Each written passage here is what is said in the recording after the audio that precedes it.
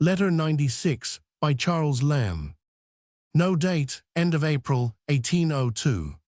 My dear Manning, although something of the latest, and after 2 months waiting, your letter was highly gratifying. Some parts want a little explication, for example, the godlike face of the first consul. What god does he most resemble? Mars, Bacchus, or Apollo?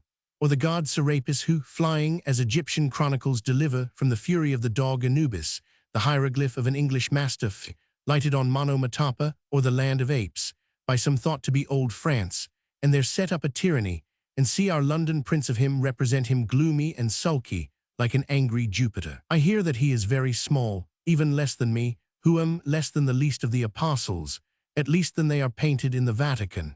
I envy you your access to this great man, much more than your seances and conversaziones, which I have a shrewd suspicion must be something dull.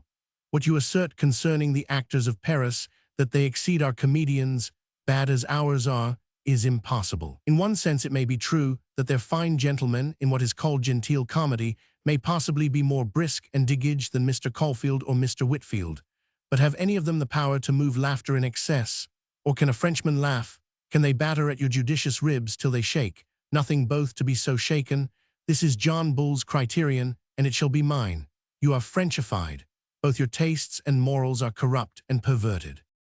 By and by you will come to assert that Buonaparte is as great a general as the old Duke of Cumberland, and deny that one Englishman can beat 3 Frenchmen.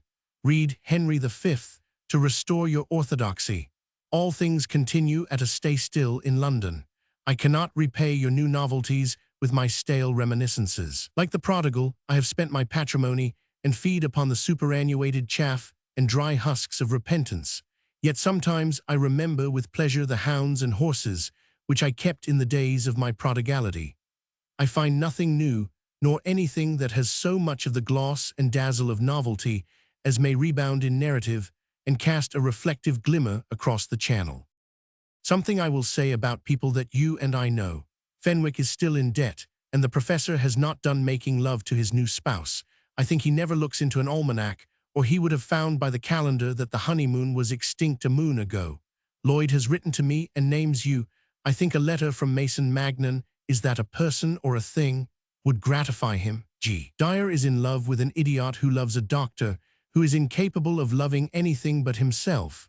A puzzling circle of perverse providences, a maze as unget-out-again-able as the house which Jack built. Southey is secretary to the Chancellor of the Irish Exchequer, £400 a year. Stoddart is turned Doctor of Civil Law and dwells in Doctors' Commons. I fear his commons are short, as they say. Did I send you an epitaph I scribbled upon a poor girl who died at 19, a good girl and a pretty girl and a clever girl, but strangely neglected by all her friends and kin. Under this cold marble stone sleep the sad remains of one who, when alive, by few or none was loved, as loved she might have been, if she prosperous days had seen, or had thriving been, I ween. Only this cold funeral stone tells she was beloved by one, who on the marble graves his moan. Brief and pretty and tender, is it not? I send you this, being the only piece of poetry I have done, since the muses all went with T.M. To Paris, I have neither stuff in my brain, nor paper in my drawer to write you a longer letter. Liquor and company and wicked tobacco a nights have quite disparacraniated me, as one may say, but you who spiritualize upon champagne may continue to write long letters and stuff 'em with amusement to the end. Too long they cannot be, any more than a codicil to a will which leaves me sundry parks and manors not specified in the deed.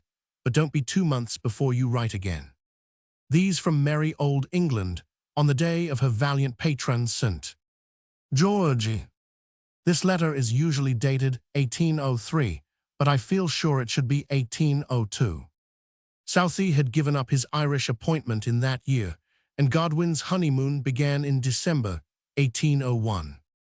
Even less than me, Mr. W.C. Hazlitt gives in Mary and Charles Lamb a vivid impression of Lamb's spare figure, a farmer at Widford. Mr. Charles Tween, himself not a big man, told Mr. Hazlitt that when walking out with Lamb, he would place his hands under his arm and lift him over the stiles as if it were nothing. Napoleon's height was 5 feet 6 or 7 inches.